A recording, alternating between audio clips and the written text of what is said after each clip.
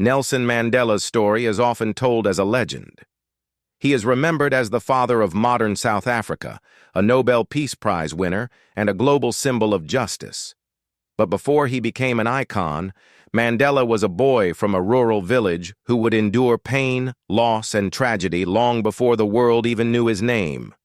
His journey from obscurity to leadership was built on sacrifice, and his life's greatest victories were born from unimaginable suffering. To understand Mandela, we must first understand the heartbreak that shaped him. Mandela was born Rolihlahla Mandela on July 18, 1918, in the tiny village of Mvezo in the Eastern Cape province of South Africa. His name, Rolihlahla, meant pulling the branch of a tree, or more colloquially, troublemaker. It was a fitting name for a child who would one day challenge an entire system of injustice. His father, a local chief, died when Mandela was just 12 years old, leaving his family in poverty. It was one of the first tragedies of his young life, the loss of a father figure who could guide him through the challenges ahead. After his father's death, Mandela was sent to live with Chief Jongintaba Dalindyebo, the regent of the Thembu people. This move changed his destiny. The regent ensured that Mandela received an education, something that many black South Africans were denied under white rule. Mandela was the first in his family to attend school, where a teacher gave him the name Nelson, a practice common in colonial schools, stripping African children of their original identities. From an early age, Mandela learned that his very existence was caught between two worlds, the traditions of his ancestors and the oppression of a system designed to erase them. As a young man, Mandela moved to Johannesburg, where he witnessed the harsh realities of apartheid, the legalized system of racial segregation. Black South Africans were forced into poverty, stripped of their land, and denied political rights. Mandela, inspired by leaders like Mahatma Gandhi, became politically active. He joined the African National Congress, ANC, in the 1940s and quickly rose through its ranks. Alongside other young leaders, he pushed for more radical action against apartheid. Mandela's early political life was filled with energy, but also with heartbreak. He married Evelyn Mays in 1944, and the couple had 4 children. But his devotion to the struggle strained the marriage. Long absences, constant danger, and financial hardship created tensions. 2 of their children died tragically young, one of meningitis, another in a car accident. Mandela himself could not even attend the funeral of his eldest son, Thembekile, later in life because of his imprisonment. These personal losses marked him deeply, but he rarely spoke about them publicly. His silence was not indifference, but part of the burden he carried as a leader whose private grief was always overshadowed by public duty. By the 1950s, Mandela had become a central figure in the anti-apartheid movement. He was known for his charisma, his commanding presence in court, and his commitment to nonviolent resistance. But after the Sharpeville massacre in 1960, when police opened fire on unarmed protesters, killing 69 people, Mandela came to believe that peaceful resistance alone would not bring change. He co-founded Umkhonto we Sizwe, the armed wing of the ANC, and began planning acts of sabotage against government infrastructure. To the apartheid regime, this made him a terrorist. To his supporters, it made him a freedom fighter willing to risk everything. In 1962, Mandela was arrested and sentenced to 5 years in prison for leaving the country illegally and inciting workers to strike. While serving that sentence, he was brought to trial again, this time for sabotage and conspiracy to overthrow the government. During the Rivonia trial of 1964, Mandela delivered one of the most powerful speeches of the 20th century, declaring, "I have cherished the ideal of a democratic and free society in which all persons live together in harmony and with equal opportunities. It is an ideal which I hope to live for and to achieve. But if needs be, it is an ideal for which I am prepared to die." Mandela was sentenced to life in prison. He was just 46 years old. For most men, that would have been the end. For Mandela, it was the beginning of his greatest tragedy and his greatest test. Nelson Mandela spent 27 years behind bars.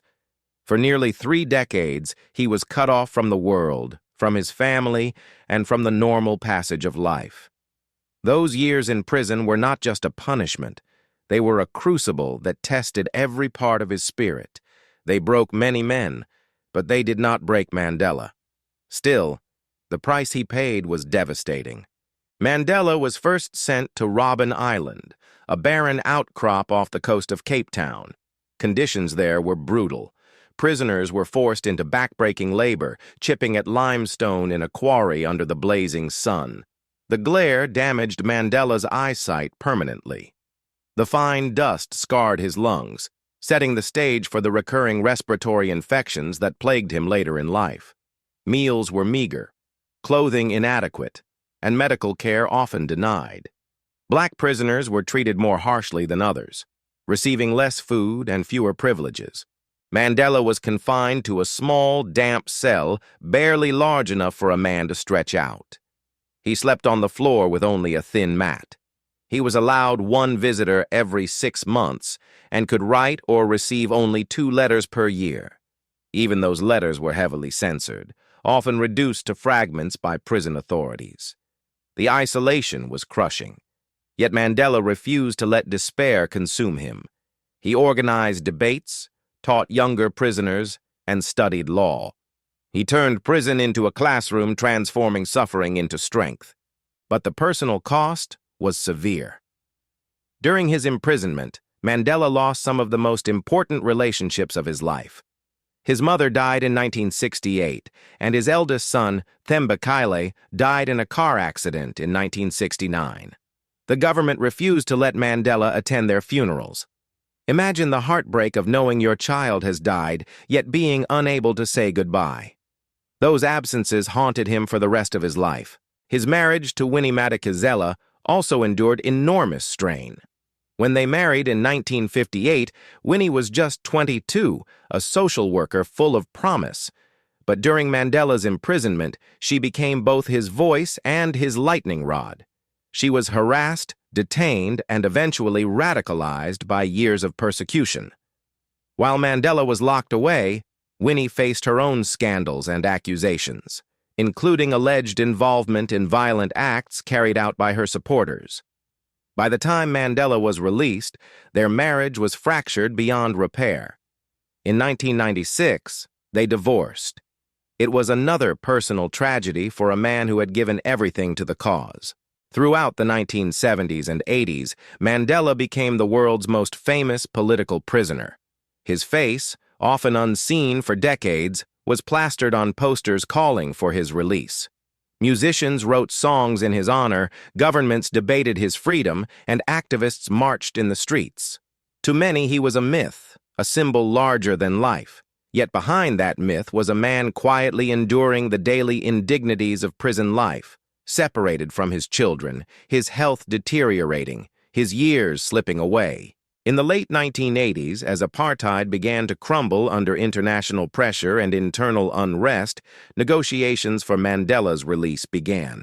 In 1989, President F.W. de Klerk took office and recognized that apartheid was unsustainable. On February 11, 1990, after 27 years, Nelson Mandela walked free. The world watched live as he strode hand in hand with Winnie, his fist raised high. He was 71 years old, an old man by most standards, but still radiating strength. Freedom, however, did not erase the tragedy of lost time. Mandela had missed the childhoods of his children, the funerals of loved ones, and nearly 3 decades of life's simple joys. His body bore the scars of labor, his lungs carried the damage of years in dust-filled quarries, and his personal relationships were forever altered. Freedom came at the cost of half his life. After his release, Nelson Mandela became a global symbol of reconciliation. Instead of calling for revenge, he preached forgiveness. In 1994, he became South Africa's first black president, overseeing the peaceful transition from apartheid to democracy. His presidency lasted only 1 term, but it transformed the country and inspired the world. He established the Truth and Reconciliation Commission, encouraging victims and perpetrators to face each other and speak honestly. He believed that healing required confronting pain, not hiding from it.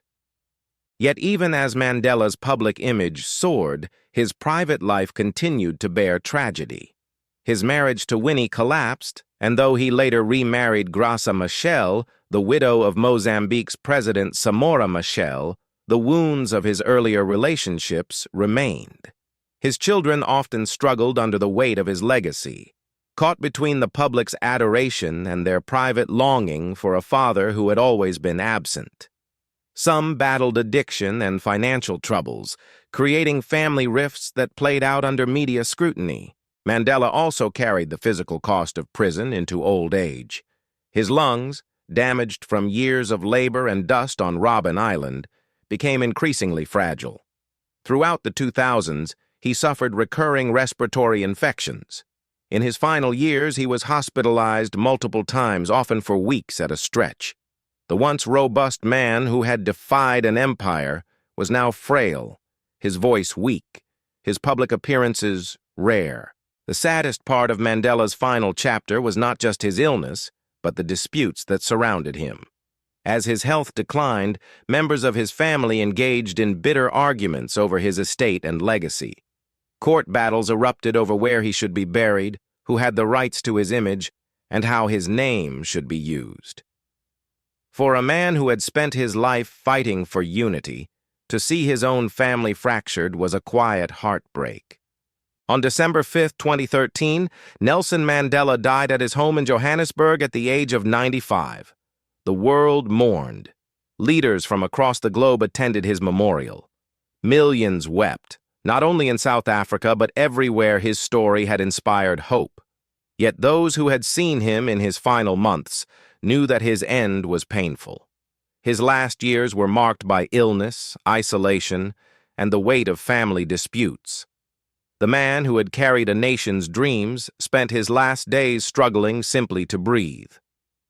And yet Mandela's tragedy is not how he is remembered. His life was filled with sorrow, losing loved ones, spending nearly 3 decades in prison, watching his health collapse in old age. But his greatness was that he never allowed tragedy to define him. Instead, he transformed suffering into wisdom, bitterness into forgiveness, and personal loss into a universal lesson of resilience.